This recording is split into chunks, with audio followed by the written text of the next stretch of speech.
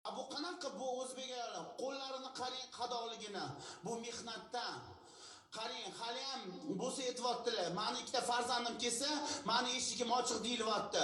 Qaysi xonadonda o'z farzandi yoki turmush o'rtog'i ayoli uchun o'sha uyat bo'lsa ham aytaman hojatxonasini yopib qo'yadi. O'tma dedi, o'tma iflos xo'rami, o'tma men tomonga dedi. Mana bizani ekspertlar o'zlari tavsiya beryaptilar, mana bizani yuristimiz ham aytyaptilar, yordam beramiz deb. Siz hech anaqa qilmang. Avvalambor Xudo, undan keyin bizani adolatli hukumatimiz bor. Sizga albatta o'zlarini yordamlarini beradi. Siz hali ham shu turmush o'rtog'ingizga hurmat ehtiromingiz bor ekan. Siz qanday bo'lmasin, mana u erkak o'ziga ayol topdi, boshqa oilani tanlabdi. Bu hayot hech kim bilmaydi, kimdir vaqt kelib balkim hali ota bobomizdan qolgan gaplar borda, yulduzini siqsin deydi.